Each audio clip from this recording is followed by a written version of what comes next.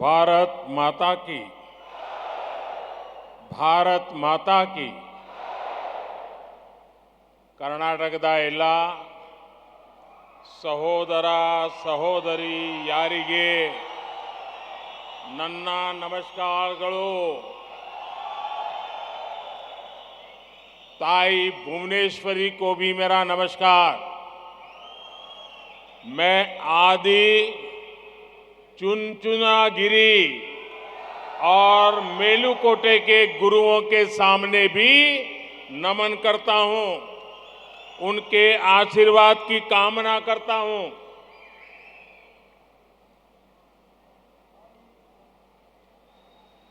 ತಾಯಿ ಭುವನೇಶ್ವರಿಗೂ ನನ್ನ ನಮಸ್ಕಾರಗಳು. ನಾನು ಆದಿಚುಂಚನಗಿರಿ ಹಾಗೂ ಮೇಲುಕೋಟೆಯ ಗುರುಗಳಿಗೂ ನಮನಗಳನ್ನು ಸಲ್ಲಿಸುತ್ತೇನೆ, ಅವರ ಆಶೀರ್ವಾದವನ್ನು ಬೇಡುತ್ತೇನೆ. बीते कुछ समय में मुझे कर्नाटका के अलग अलग क्षेत्रों में जनता जनार्दन के दर्शन का अवसर मिला है. हर जगह कर्नाटका की जनता अभूतपूर्व आशीर्वाद दे रही है और मंड्या के लोगों के तो आशीर्वाद में भी मिठास होती है. सक्करे नगर मधुर मंड्या. मंड्या के इस प्यार से, इस सत्कार से मैं अभिभूत हूं. मैं आप सभी का सर झुका करके वंदन करता हूं. ಕಳೆದ ಕೆಲವು ಸಮಯಗಳಿಂದ ನನಗೆ ಕರ್ನಾಟಕದ ಬೇರೆ ಬೇರೆ ಪ್ರದೇಶದ ಜನಾರ್ದನರ ದರ್ಶನ ಮಾಡುವ ಅವಕಾಶ ಲಭಿಸಿದೆ. ಪ್ರತಿ ಸ್ಥಳದಲ್ಲಿಯೂ ಕರ್ನಾಟಕದ ಜನತೆಯ ಅಭೂತಪೂರ್ವ ಆಶೀರ್ವಾದವನ್ನು ನೀಡಿದ್ದಾರೆ. ಅದರಲ್ಲಿಯೂ ಮಂಡ್ಯದ ಜನರ ಆಶೀರ್ವಾದದ ಸವಿ ಮತ್ತು ಮಾಧುರ್ಯದಿಂದ ಕೂಡಿದೆ. ಸಕ್ಕರೆಯ ನಗರ ಮಧುರ ಮಂಡ್ಯದ ಈ ಪ್ರೀತಿಯ ಈ ಸತ್ಕಾರದಲ್ಲಿ ನಾನು ಮಿಂದು ಪುನೀತನಾಗಿದ್ದೇನೆ. ನಿಮಗೆಲ್ಲರಿಗೂ ನಾನು ಶಿರಬಾಗಿ ನಮಸ್ಕಾರವನ್ನು ಹೇಳ್ತೇನೆ. डबल इंजन सरकार का ये निरंतर प्रयास है कि आपके इस प्यार के, आपका जो ऋण है उसको हम ब्याज सहित चुकाएं, तेज विकास करके चुकाएं. अभी हजारों करोड़ रुपए के जिन इंफ्रास्ट्रक्चर प्रोजेक्ट का शिलान्यास और लोकार्पण यहां हुआ है, ये इसी प्रयास का हिस्सा है. ಡಬಲ್ ಇಂಜಿನ್ ಸರ್ಕಾರದ ನಿರಂತರ ಪ್ರಯತ್ನ ತಮ್ಮ ಈ ಪ್ರೀತಿಯ ಋಣವನ್ನು ಬಡ್ಡಿ ಸಹಿತವಾಗಿ ಹಿಂದಿರುಗಿಸುವಂಥದ್ದಾಗಿದೆ. ಈ ವೇಗದ ಅಭಿವೃದ್ಧಿ ಮಾಡಿ ಇದನ್ನು ತೀರಿಸುತ್ತೇವೆ. ಈಗ ತಾನೇ ಸಾವಿರಾರು ಕೋಟಿ ರೂಪಾಯಿಗಳ ಮೂಲಭೂತ ಸೌಕರ್ಯಗಳ ಯೋಜನೆಯ ಶಿಲಾನ್ಯಾಸ ಮತ್ತು ಲೋಕಾರ್ಪಣೆ ಆಗಿದೆ. ಇದು ಇದೇ ಪ್ರಯತ್ನದ ಭಾಗವಾಗಿದೆ. बीते कई दिनों से देश में बेंगलुरु मैसूरू एक्सप्रेसवे की बहुत चर्चा है. सोशल मीडिया पर एक्सप्रेसवे से जुड़ी तस्वीरें वायरल हो रही है. हर देशवासी की, हमारे युवाओं की ये इच्छा रही है कि ऐसे शानदार आधुनिक एक्सप्रेसवे भारत में हर जगह बने. आज वो बेंगलुरु मैसूरू एक्सप्रेसवे को देखकर हमारे देश के युवा गर्व से भरे हुए हैं. इस एक्सप्रेसवे से मैसूरू और बेंगलुरु के बीच का समय अब आधे से भी कम रह गया है। ಕಳೆದ ಕೆಲವು ದಿನಗಳಿಂದ ದೇಶದಲ್ಲಿ ಬೆಂಗಳೂರು ಮೈಸೂರು ಎಕ್ಸ್‌ಪ್ರೆಸ್ ವೇಯ ಬಗ್ಗೆ ಚರ್ಚೆ ನಡೆಯುತ್ತಿದೆ. ಸಾಮಾಜಿಕ ಮಾಧ್ಯಮಗಳಲ್ಲಿ ಎಕ್ಸ್‌ಪ್ರೆಸ್ ವೇಗೆ ಸಂಬಂಧಪಟ್ಟ ಚಿತ್ರಗಳು ವೈರಲ್ ಆಗಿವೆ. ಪ್ರತಿ ಭಾರತೀಯನಿಗೂ ಈ ದೇಶದ ಪ್ರತಿ ಯುವಕನಿಗೂ ಒಂದು ಇಚ್ಛೆ ಇತ್ತು. ಈ ದೇಶದ ರಸ್ತೆಗಳು ಅಭೂತಪೂರ್ವವಾಗಿ ಆಧುನಿಕವಾಗಿ ಆಗಬೇಕು. ಇವತ್ತು ಬೆಂಗಳೂರು ಮೈಸೂರಿನ ಈ ಹೆದ್ದಾರಿಯನ್ನು ನೋಡುವಾಗ ಆ ಯುವಕರ ಮನದಲ್ಲಿ ಹೆಮ್ಮೆ ಗರ್ವ ಮೂಡಿ ಬಂದಿದೆ. ಮತ್ತು ಈ ಕಾರಣಕ್ಕೆ ಮೈಸೂರು ಮತ್ತು ಬೆಂಗಳೂರಿನ ಮಧ್ಯದ ಪ್ರಯಾಣದ ಸಮಯ ಅರ್ಧಕ್ಕಿಂತಲೂ ಕಡಿಮೆಯಾಗಿದೆ. आज मैसूरू कुशलनगर 4 लेन का भी शिलान्यास हुआ है। ये सभी प्रोजेक्ट्स इस क्षेत्र में सबका विकास को और गति देंगे, समृद्धि के रास्ते खोलेंगे। आप सभी को कनेक्टिविटी के इन प्रोजेक्ट्स के लिए आप सबको बहुत बहुत बधाई। ಇವತ್ತು ಮೈಸೂರು ಮತ್ತು ಕುಶಾಲನಗರದ ಚತುಷ್ಪಥ ರಸ್ತೆಯ ಶಿಲಾನ್ಯಾಸವೂ ಆಗಿದೆ. ಈ ಎಲ್ಲ ಯೋಜನೆಗಳು ಈ ಕ್ಷೇತ್ರದ ವಿಕಾಸದ ಜೊತೆಗೆ ವೇಗವನ್ನು ನೀಡುತ್ತದೆ, ಸಮೃದ್ಧಿಯ ರಹದಾರಿಗಳನ್ನು ತೆರೆಯುತ್ತದೆ. ನಿಮಗೆಲ್ಲರಿಗೂ ಈ ಸಂಪರ್ಕದ ಯೋಜನೆಗಳಿಗಾಗಿ ತುಂಬಾ ತುಂಬಾ अभिनंदनेಗಳು. भारत में जब भी इंफ्रास्ट्रक्चर के विजन से जुड़ी चर्चा होती है तब दो महान विभूतियों का नाम हमेशा अग्रणी रहता है। कृष्णराजा वडियार और सर एम विश्वेश्वरैया, ये दोनों महापुरुष इसी धरती के संतान थे और उन्होंने पूरे देश को एक नई दृष्टि दी, ताकत दी। इन महान विभूतियों ने आपदा को अवसर में बदला, इंफ्रास्ट्रक्चर का महत्व समझा और ये आज की पीढ़ियों का सौभाग्य है। पूर्वजों की तपस्या का उन्हें आज लाभ मिल रहा है। ಭಾರತದಲ್ಲಿ ಯಾವಾಗ ಎಲ್ಲ ಮೂಲಭೂತ ಸೌಕರ್ಯಗಳ ದೂರದರ್ಶಿತ್ವದ ಜೊತೆಗಿನ ಚರ್ಚೆ ಆಗುತ್ತದೆ ಆವಾಗ ಎಲ್ಲ ಇಬ್ಬರು ಮಹಾನ್ ವಿಭೂತಿ ಪುರುಷರ ಹೆಸರು ಅಗ್ರಣಿಯಲ್ಲಿ ಬಂದು ನಿಲ್ತದೆ. ಕೃಷ್ಣರಾಜ ಒಡೆಯರ್ ಮತ್ತು ಸರ್ ಎಂ ವಿಶ್ವೇಶ್ವರಯ್ಯನವರು. ಈ ಇಬ್ಬರು ಮಹಾಪುರುಷರನ್ನ ಈ ಪುಣ್ಯ ಭೂಮಿ ಭಾರತಕ್ಕೆ ನೀಡಿದೆ. ಈ ಮಹಾನ್ ಪುರುಷರ ಆಪತ್ತನ್ನ ಸಂಕಷ್ಟವನ್ನ ಅವಕಾಶವಾಗಿ ಪರಿವರ್ತಿಸುವ ದೂರದರ್ಶಿತ್ವದ ಕಾರಣಕ್ಕೆ ಇವತ್ತಿನ ಪೀಳಿಗೆ ಅವರ ತಪಸ್ಸಿನ ಫಲದ ಲಾಭವನ್ನ ಅನುಭವಿಸ್ತಾ ಇದೆ. ऐसे ही महान व्यक्तित्वों से प्रेरित होकर आज देश में आधुनिक इंफ्रास्ट्रक्चर पर काम हो रहा है। आज भारतमाला और सागरमाला योजना से कर्नाटका बदल रहा है, देश बदल रहा है। जब दुनिया कोरोना की मुश्किलों से जूझ रही थी तब भी भारत ने इंफ्रास्ट्रक्चर के बजट को कई गुना बढ़ाया है।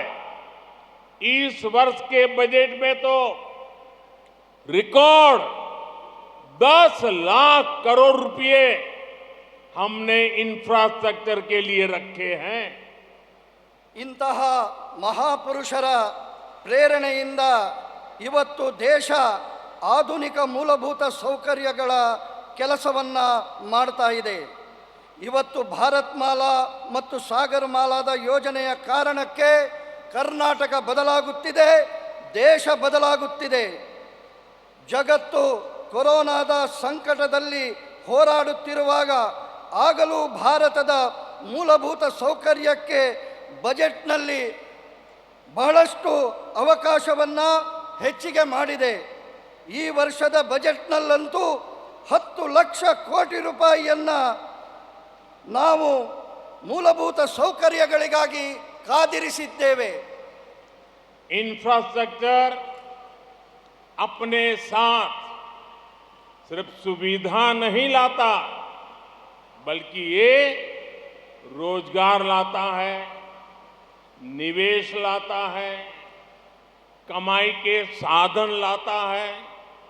सिर्फ कर्नाटका में ही बीते वर्षों में 1 लाख करोड़ रुपए से अधिक हाईवे से जुड़े प्रोजेक्ट्स में हमने पूंजी निवेश किया है. ಮೂಲಭೂತ ಸೌಕರ್ಯಗಳು ತನ್ನೊಂದಿಗೆ ಸೌಕರ್ಯವನ್ನು ಮಾತ್ರ ತರುವಂಥದ್ದಲ್ಲ, ಬದಲಾಗಿ ಉದ್ಯೋಗವನ್ನು ತರುತ್ತದೆ, ಹೂಡಿಕೆಯನ್ನು ತರುತ್ತದೆ, ಸಂಪಾದನೆಯ ಸಾಧನಗಳನ್ನು ತರುತ್ತದೆ. ಕೇವಲ ಕರ್ನಾಟಕದಲ್ಲಿ ಕಳೆದ ಕೆಲವು ವರ್ಷಗಳಲ್ಲಿ 1 ಲಕ್ಷ ಕೋಟಿ ರೂಪಾಯಿಗಿಂತಲೂ ಅಧಿಕವಾದಂತಹ ಹೈವೇ ಸಂಬಂಧಿತ ಯೋಜನೆಗಳಿಗಾಗಿ ಹಣವನ್ನು ಬಿಡುಗಡೆ ಮಾಡಿದೆ. बेंगलुरु और मैसूरू दोनों कर्नाटका के महत्वपूर्ण शहर है. एक शहर को टेक्नोलॉजी के लिए जाना जाता है तो दूसरे को ट्रेडिशन के लिए. इन दोनों शहरों को आधुनिक कनेक्टिविटी से जोड़ना कई अलग अलग दृष्टिकोण से बहुत महत्वपूर्ण है. ಬೆಂಗಳೂರು ಮತ್ತು ಮೈಸೂರು ಎರಡೂ ಕರ್ನಾಟಕದ ಮಹತ್ವಪೂರ್ಣ ನಗರಗಳಾಗಿವೆ. ಒಂದು ತನ್ನ ಟೆಕ್ನಾಲಜಿಗೆ ಪರಿಚಿತವಾಗಿದ್ದರೆ ಇನ್ನೊಂದು ತನ್ನ ಪರಂಪರೆಯ ಕಾರಣಕ್ಕೆ ಪರಿಚಿತವಾಗಿದೆ. ಈ ಎರಡೂ ನಗರಗಳ ಆಧುನಿಕ ಸಂಪರ್ಕದಿಂದಾಗಿ ಬೇರೆ ಬೇರೆ ರೀತಿಯ ದೃಷ್ಟಿಕೋನದ ಬಹಳ ಮಹತ್ವವನ್ನು ಈ ಸಂಪರ್ಕ ಪಡಿತದೆ. लंबे समय से दोनों शहरों के बीच यात्रा करने वाले लोग भारी ट्रैफिक की शिकायत करते थे, लेकिन अब एक्सप्रेसवे की वजह से ये दूरी सिर्फ 1.5 घंटे में पूरी की जा सकेगी. इससे इस पूरे क्षेत्र में आर्थिक विकास की रफ्तार बहुत तेज होने वाली है. ಬಹಳ ಸಮಯಗಳಿಂದ ಈ ಎರಡು ನಗರಗಳ ಪ್ರಯಾಣಿಕರು ಭಾರಿ ರೀತಿಯಲ್ಲಿ ವಾಹನದ ದಟ್ಟಣೆಯ ಕಾರಣಕ್ಕೆ ದೂರುಗಳನ್ನು ಸಲ್ಲಿಸ್ತಾ ಇದ್ದರು. ಇವತ್ತು ಈ ಎಕ್ಸ್ಪ್ರೆಸ್ ಹೈವೇಯ ಕಾರಣದಿಂದಾಗಿ ಈ ಪ್ರಯಾಣದ ದೂರವನ್ನು ಕೇವಲ 1.5 ಗಂಟೆಯಲ್ಲಿ ಪೂರ್ಣ ಮಾಡಲು ಸಾಧ್ಯವಾಗ್ತದೆ. ಇದರ ಕಾರಣಕ್ಕೆ ಈ ಪ್ರದೇಶದಲ್ಲಿ ಆರ್ಥಿಕತೆಯ ಅಭಿವೃದ್ಧಿಯ ವೇಗವು ಹೆಚ್ಚುತ್ತದೆ. ये एक्सप्रेसवे रामनगर और मंड्या से गुजर रहा है. यहां भी कई ऐतिहासिक धरोहर मौजूद है. इन शहरों में भी पर्यटन की संभावना बढ़ जाएगी. इससे मैसूरू तक पहुंचना आसान तो होगा ही, साथ ही मां कावेरी की जन्मस्थली कोडागु तक पहुंचना भी सरल हो जाएगा. ಈ ಎಕ್ಸ್ಪ್ರೆಸ್ ವೇ ರಾಮನಗರ ಮತ್ತು ಮಂಡ್ಯದ ಮೂಲಕ ಹಾದು ಹೋಗುತ್ತಿದೆ. ಇದು ಈ ಪ್ರದೇಶಗಳು ಕೂಡ ಐತಿಹಾಸಿಕ ಕಾರಣಕ್ಕೆ ಪ್ರಸಿದ್ಧವಾಗಿದೆ. ಇದರ ಕಾರಣಕ್ಕೆ ಇಲ್ಲಿ ಪ್ರವಾಸೋದ್ಯಮ ಹೆಚ್ಚಾಗುವ ಸಂಭವವಿದೆ. ಇದರಿಂದಾಗಿ ಈ ಮಾರ್ಗದ ಮೂಲಕ ಕಾವೇರಿಯ ಜನ್ಮಸ್ಥಳವಾದ ಕೊಡಗಿಗೆ ಹೋಗುವಂತಹ ವ್ಯವಸ್ಥೆ ಸುಲಭವಾಗುತ್ತದೆ. अभी हम देखते हैं कि बरसात में लैंडस्लाइड के कारण वेस्टर्न घाट में बेंगलुरु का रास्ता अक्सर बंद हो जाता है। इससे इस क्षेत्र की पोर्ट कनेक्टिविटी प्रभावित होती है। मैसूरू कुशलनगर हाईवे के चौड़ीकरण से ये समस्या भी दूर हो जाएगी। अच्छी कनेक्टिविटी के चलते इस क्षेत्र में इंडस्ट्री का भी विस्तार बहुत तेजी से होगा। ನಾವು ನೋಡುತ್ತೇವೆ, ಮಳೆಗಾಲದ ಕಾಲದಲ್ಲಿ ಪಶ್ಚಿಮ ಘಟ್ಟಗಳಲ್ಲಿ ಭೂಕುಸಿತದ ಕಾರಣಕ್ಕೆ ಬೆಂಗಳೂರು ಮಂಗಳೂರು ರಸ್ತೆ ಆಗಾಗ ಬಂದ್ ಆಗ್ತದೆ. ಈ ಕ್ಷೇತ್ರದಲ್ಲಿ ಬಂದರಿನ ಜೊತೆಗಿನ ಸಂಪರ್ಕ ಈ ಕಾರಣಕ್ಕೆ ಪ್ರಭಾವಕ್ಕೆ ಒಳಗಾಗ್ತದೆ. ಮೈಸೂರು ಕುಶಾಲನಗರದ ಹೈವೇಯ ಅಗಲೀಕರಣ ಈ ಸಮಸ್ಯೆಯನ್ನು ದೂರ ಮಾಡುತ್ತದೆ. ಒಳ್ಳೆಯ ಸಂಪರ್ಕದ ಕಾರಣಕ್ಕೆ ಈ ಪ್ರದೇಶದಲ್ಲಿ ಕೈಗಾರಿಕೆಯ ವಿಸ್ತಾರವು ಬಹಳ ವೇಗವನ್ನು ಪಡೆಯುತ್ತದೆ. साल 2014 से पहले कांग्रेस की जो सरकार केंद्र में थी और मिलीजुली सरकार थी, भांति भांति लोगों के समर्थन से चल रही थी, उसने गरीब आदमी को, गरीब परिवारों को तबाह करने में कोई कसर बाकी नहीं छोड़ी थी। जो पैसा गरीब के विकास के लिए था, उसका हजारों करोड़ रुपए कांग्रेस की सरकार ने लूट लिया था। कांग्रेस को कभी गरीब के दुख दर्द से कोई फर्क नहीं पड़ा है। 2014ರ ಮೊದಲಿನ ಕೇಂದ್ರದ ಕಾಂಗ್ರೆಸ್ ಸರ್ಕಾರಗಳು ಬಡವರ ಬಗ್ಗೆ ಯಾವುದೇ ರೀತಿಯಲ್ಲಿಯೂ ಸಂವೇದನೆಯನ್ನು ತೋರಿಸಲಿಲ್ಲ. ಬಡವರ ದುಃಖ ನೋವುಗಳ ಪರಿಚಯ ಅವರಿಗೆ ಇರಲಿಲ್ಲ. ಕೇಂದ್ರದ ವಿಕಾಸಕ್ಕಾಗಿ ಬಡವರಿಗೋಸ್ಕರ ಕೊಟ್ಟಂತಹ ಸಾವಿರಾರು ಕೋಟಿ ರೂಪಾಯಿಯನ್ನು ಕಾಂಗ್ರೆಸ್ಸಿನ ಸರ್ಕಾರಗಳು ಲೂಟಿ ಮಾಡಿದವು. 2014 में जब आपने मुझे वोट देकर के सेवा का मौका दिया, तो देश में गरीब की सरकार बनी, गरीब का दुख दर्द समझने वाली संवेदनशील सरकार बनी। इसके बाद भाजपा की केंद्र सरकार ने पूरी ईमानदारी से गरीब की सेवा करने का प्रयास किया, गरीब के जीवन से मुश्किल कम करने का लगातार प्रयास किया। 2014ರಲ್ಲಿ ನೀವು ಮತವನ್ನು ನೀಡುವುದರ ಮೂಲಕ ನನಗೆ ನಿಮ್ಮೆಲ್ಲರ ಸೇವೆ ಮಾಡುವ ಅವಕಾಶವನ್ನು ಕಲ್ಪಿಸಿಕೊಟ್ರಿ. ಆಗ ದೇಶದಲ್ಲಿ ನಿಜವಾದ ಬಡವರ ಪರವಾದಂತಹ ಸರ್ಕಾರ ಅಸ್ತಿತ್ವಕ್ಕೆ ಬಂತು. ಬಡವರ ದುಃಖ ನೋವುಗಳನ್ನು ಅರ್ಥ ಮಾಡಿಕೊಳ್ಳುವ ಸಂವೇದನಾಶೀಲ ಸರ್ಕಾರ ಬಂತು. ಇದರ ನಂತರ ಬಿಜೆಪಿಯ ಕೇಂದ್ರ ಸರ್ಕಾರ ಪೂರ್ಣ ಪ್ರಾಮಾಣಿಕತೆಯ ಜೊತೆಗೆ ಬಡವರ ಸೇವೆಯನ್ನು ಮಾಡುವ ಪ್ರಯತ್ನ ಮಾಡ್ತಾ ಇದೆ. ಬಡವರ ಜೀವನದ ಕಷ್ಟಗಳನ್ನು ದೂರ ಮಾಡುವಂತಹ ಪ್ರಯತ್ನ ಮಾಡ್ತಾ ಇದೆ. गरीब के पास पक्का घर हो, गरीब के घर में नल से जल आए, उज्ज्वला का गैस कनेक्शन हो, बिजली कनेक्शन हो, गांव तक सड़कें बने, अस्पताल बने, इलाज की चिंता कम हो, इसे भाजपा की सरकार ने सर्वोच्च प्राथमिकता दी है।